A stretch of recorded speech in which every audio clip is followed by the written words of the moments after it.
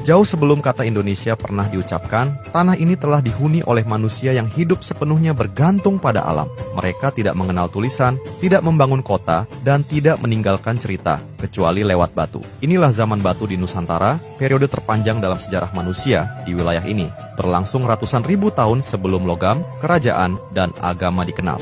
Bukti tertua datang dari Pulau Jawa. Di lembah Bengawan Solo dan Sangiran, arkeolog menemukan fosil Homo erectus yang hidup sekitar 1,5 juta hingga 300.000 tahun lalu. Mereka bukan manusia modern, namun mereka sudah berjalan tegak menggunakan alat batu sederhana dan mampu bertahan dalam lingkungan tropis yang keras. Jawa menjadi salah satu pusat penting evolusi manusia di dunia. Periode ini dikenal sebagai Paleolitikum, zaman batu tua. Ciri utamanya sederhana namun penting. Alat-alat batu kasar seperti kapak, perimbas, dan serpih tidak diasah halus, tidak simetris, namun cukup tajam untuk memotong daging, menguliti hewan, dan bertahan hidup. Teknologi ini menunjukkan satu hal, manusia Nusantara sudah berpikir praktis. Mereka hidup nomaden, berpindah mengikuti makanan, berburu secara berkelompok, meramu tumbuhan liar, dan memanfaatkan bangkai hewan besar. Tidak ada ladang, tidak ada rumah tetap, alam adalah gudang, sekaligus ancaman. Kesalahan kecil bisa berarti kematian. Ketika iklim berubah dan sumber makanan berpindah,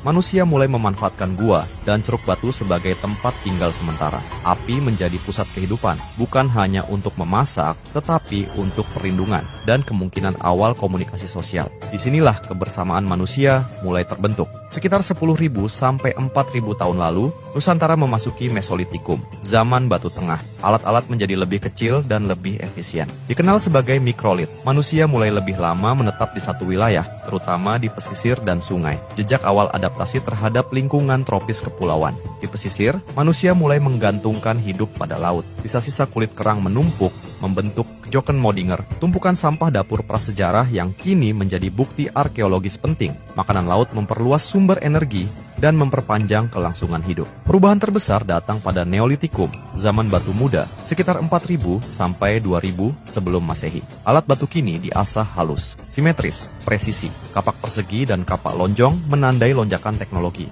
Ini bukan sekadar alat, ini tanda perubahan cara hidup. Manusia mulai bercocok tanam, menanam, memanen, dan menetap. Desa-desa awal muncul, populasi meningkat, struktur sosial mulai terbentuk. Dari pemburu, manusia Nusantara berubah menjadi produsen makanan. Inilah fondasi semua peradaban selanjutnya. Zaman batu di Nusantara bukan kisah primitif yang terputus. Ia adalah proses panjang adaptasi, kecerdikan, dan ketahanan. Tanpa tulisan, tanpa istana. Namun sangat menentukan. Dari batu, manusia Nusantara belajar bertahan. Dan dari sana, sejarah panjang kepulauan ini dimulai.